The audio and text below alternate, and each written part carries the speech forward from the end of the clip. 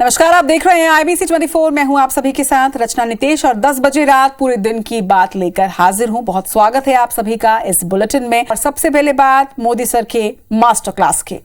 विद्यार्थियों में परीक्षा को लेकर पैदा होने वाले डर को खत्म करने के लिए पीएम नरेंद्र मोदी एक बार फिर से छात्र छात्राओं से रूबरू हुए। परीक्षा पर चर्चा कार्यक्रम में प्रधानमंत्री नरेंद्र मोदी ने देश और विभिन्न प्रांतों और शहरों के विद्यार्थियों से आज सीधा संवाद किया।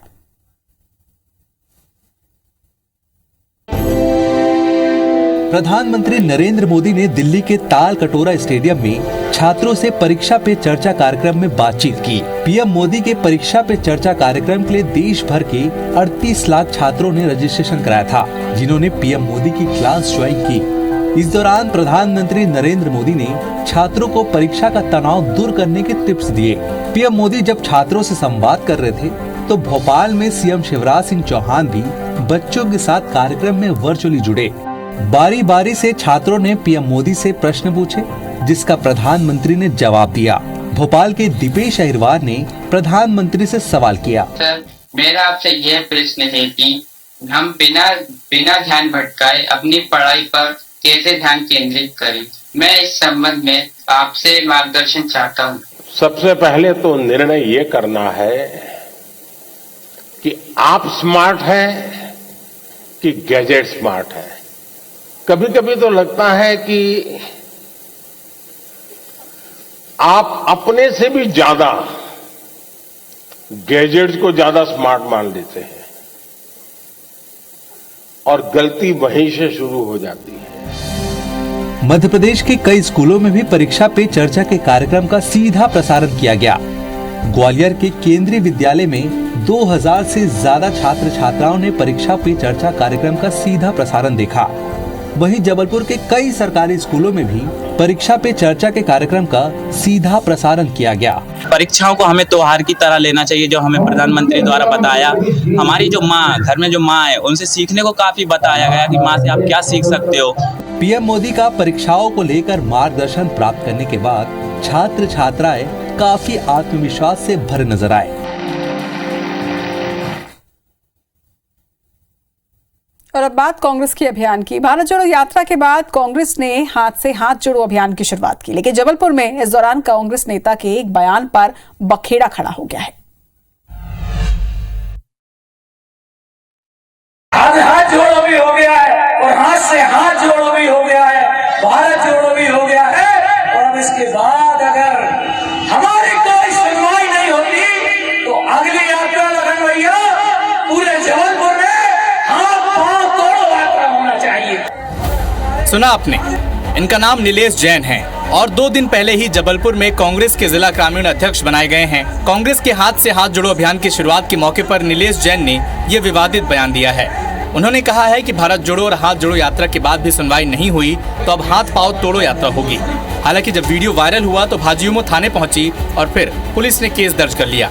कांग्रेस जो बात करती है गांधीवादी विचारधारा की, कांग्रेस बात करती है कि हम गांधी जी के सत्याग्रह को लेकर चलते हैं, मगर गांधी जी के जो वास्तविक रूप से जो विचारधारा है उसको भारतीय जनता पार्टी ने साकार किया है। कांग्रेस नेताओं की जुबान बहकने का ये पहला मामला नहीं है। हाल ही में सर्जिकल स्ट्राइक को लेकर पूर्व सीएम दिग्विजय सिंह के बयान पर बवाल मचा था। ऐसे में बीजेपी को बैठे बिठाए हमला करने का मौका मिल जाता है। देश की जनता और प्रदेश की जनता सावधान है, तुम किसी के हाथ पैर नहीं तोड़ पाओगे। जनता ही तुम्हारा 2023 के मतदान में और 2024 के मतदान में हाथ पैर दिमाग सब तोड़ देगी, तो तुम्हारे मुगालते ठंडे हो जाए। उनका जो वीडियो है वो कूट रचित है। सरकार को इतनी जल्दी पड़ी है कि पुलिस पर दबाव डलवा के कांग्रेसियों पर झूठे मुकदमे कायम तुरंत कर देती बिना जांच किए।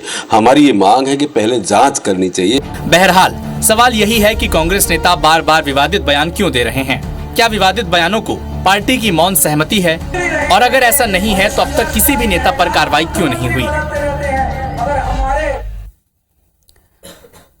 मध्य प्रदेश में 7 साल के बाद विधायकों के वेतन भत्ते बढ़ने जा रहे हैं। फिलहाल उन्हें हर महीने 1,10,000 रुपए वेतन मिलता है, जो कि 40,000 रुपए अब बढ़ जाएगा। वेतन भत्ता बढ़ाने के लिए सरकार ने अन्य राज्यों से जानकारी भी बुलाई है और इसके बाद वेतन भत्ता और पेंशन पुनरीक्षण के लिए गठित समिति इस पर फैसला करेगी।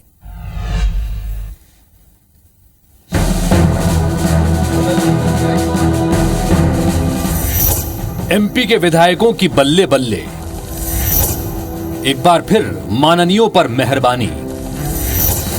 विधायकों का वेतन भत्ता 40,000 रुपए बढ़ेगा। सादगी के साथ जन सेवा की धीमी पड़ती गूंज के बीच देश की विधानसभाओं में वेतन वृद्धि के प्रस्ताव धड़ाधड़ पास हो रहे हैं। इस कड़ी में अब एमपी के विधायकों के वेतन में 40,000 रुपए की वृद्धि होगी। विधानसभा में वेतन भत्तों और पेंशन पुनरीक्षण के लिए गठित समिति इस पर फैसला करेगी। समिति में वित्त मंत्री और संसदीय कार्य मंत्री सदस्य हैं। फिलहाल मध्य प्रदेश में 230 विधायकों में से 31 मंत्री हैं। मंत्रियों का वेतन सामान्य प्रशासन विभाग देता है। मुख्यमंत्री को 2 लाख रुपए तो कैबिनेट मंत्रियों को 1,70,000 रुपए सैलरी मिलती है, जबकि राज्य मंत्रियों को 1,45,000 रुपए मिलते हैं। बाकी 199 विधायकों का वेतन भुगतान विधानसभा से होता है। इनमें विधानसभा अध्यक्ष का 1,87,000 रुपए वेतन शामिल है। मौजूदा वेतन स्ट्रक्चर के मुताबिक फिलहाल सरकार के खजाने पर हर महीने 2 करोड़ 14 लाख रुपए का खर्च आ रहा है। प्रस्तावित बढ़ोतरी के बाद 1 करोड़ रुपए हर महीने अतिरिक्त भार आएगा। विधायकों के वेतन बढ़ाने के प्रस्ताव पर बीजेपी कांग्रेस की अपनी ही दलील है। ये केवल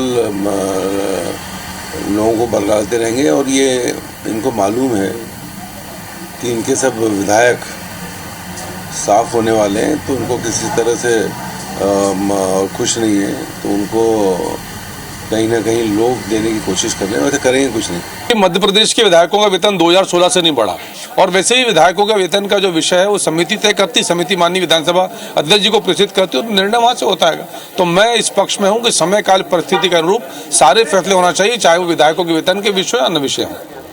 वैसे दूसरे राज्यों में मिलने वाले वेतन पर नजर डालें तो गुजरात, हरियाणा और हिमाचल प्रदेश में विधायकों के वेतन भत्ते मध्य प्रदेश से ज्यादा हैं।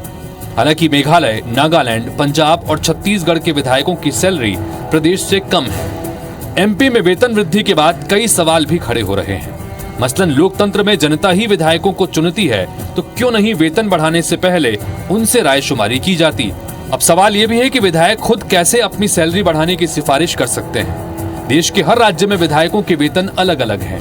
ऐसे में ये भी एक सवाल उठता है कि इनमें समरूपता क्यों नहीं रखी जाती। क्यों हर राज्य मनमाने तरीके से अपने विधायकों के वेतन तय कर लेते हैं। सुधीर दंडोतिया, IBC 24, भोपाल। छत्तीसगढ़ सरकार ने घोषणा पत्र में किया एक और वादा पूरा कर लिया है। सीएम भूपेश बघेल ने अगले वित्तीय साल से युवाओं को बेरोजगारी भत्ता देने का ऐलान किया है। हालांकि बीजेपी इसे चुनावी दाव बताकर 4 साल के बकाया भत्ते का हिसाब भी मांग रही है।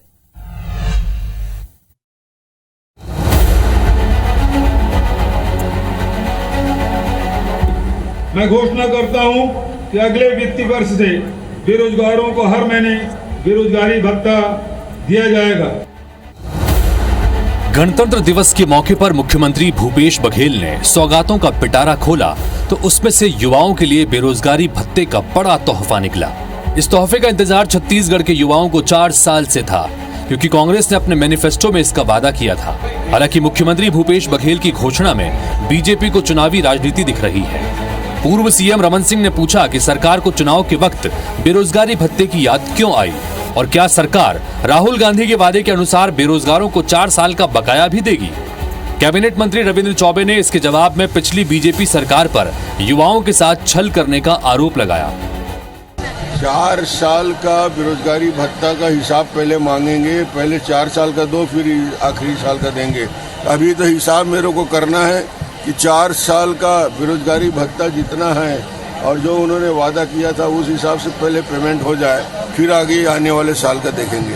पंजीकृत छत्तीसगढ़ के बेरोजगार हैं, जिनकी संख्या पिछले विधानसभा में तो लगभग 18-19 लाख बेरोजगारों की संख्या बताई गई थी, तो उन बेरोजगारों को बेरोजगारी भत्ता दिया जाएगा।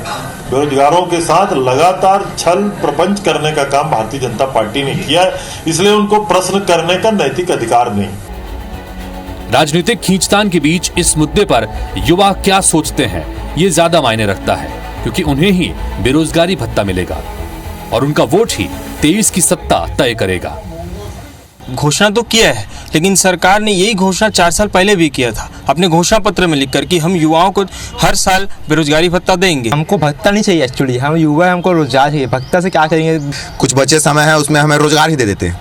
भत्ते का क्या है, सरकारें आएंगी जाएंगी, वादे तो बहुत किए हैं। तो अभी तक तो लगता है कि सिर्फ वादा ही था, उसी के दम पे सरकार भी आई है। चुनावी साल में इस तरह के वादे तो हर बार किए ही जाते हैं सरकारों के द्वारा। बेरोजगारी भत्ते जो बेरोजगार हैं उनके लिए बहुत अच्छी स्कीम रहेगी। योजना आने में थोड़ा सा समय लगा, पर इस योजना का हम स्वागत करते हैं। काफी अच्छी योजना है। जो बहरहाल युवाओं का ये भी सवाल है कि सबसे कम बेरोजगारी दर वाले राज्य में बेरोजगारी भत्ते की जरूरत क्यों पड़ गई?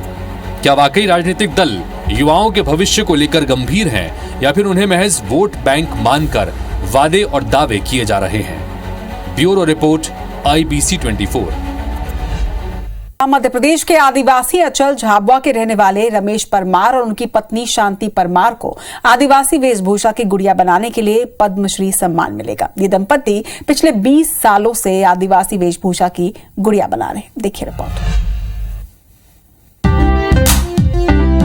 भारत सरकार ने पद्मश्री सम्मान और पद्म विभूषण पुरस्कार देने का ऐलान कर दिया है, जिसमें आदिवासी गुड़िया बनाने की कला को संरक्षित करने और प्रचार प्रसार करने के लिए मध्य प्रदेश के झाबुआ के रहने वाले दंपत्ति को पद्मश्री पुरस्कार देने की घोषणा की है। पश्चिमी मध्य प्रदेश के आदिवासी अंचल झाबुआ के रहने वाले रमेश परमार और उनकी पत्नी शांति परमार आदिवासी वेशभूषा की गुड़िया रुई और कपड़े की कला से पिछले 20 सालों से बना रही हैं। 1993 में उद्यमिता कौशल विकास केंद्र में ट्रेनिंग लेकर रमेश परमार की धर्मपत्नी ने आदिवासी गुड़िया कला की शुरुआत की थी। साल 2020 में झाबुआ की गुड़िया को जियो टैग भी मिल चुका है। बहुत अच्छा लग रहा, पद्मश्री अवार्ड के लिए अपना नाम आया तो बहुत अच्छा लग रहा। मोदी जी का धन्यवाद। हमारे इंदौर रोड पे उद्यमिता विकास केंद्र शेड में ये TCPC सेंटर था, तो उस समय गुड़िया का ट्रेड था, तो हमारी पत्नी का नाम लिखवाया था गुड़िया ट्रेनिंग में। इस दंपत्ति को आदिवासी गुड़िया बनाने की कला में महारत हासिल है। उन्हीं की बदौलत अब इस कला को देश में नई पहचान मिली है।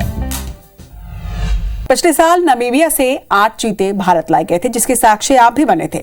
इनमें से 3 नर और 5 मादा चीता शामिल थे और इन्हें मध्य प्रदेश के कूनो नेशनल पार्क में छोड़ा गया था, जिसमें से एक मादा चीता की तबीयत काफी बिगड़ी हुई है, जिसके इलाज के लिए विशेषज्ञ डॉक्टरों की टीम यहां पर भेजी गई है। MP के कूनो नेशनल पार्क में एक मादा चीते की बीमारी ने प्रबंधन की चिंता बढ़ा दी है। उसके इलाज के लिए भोपाल से टीम भेजी गई।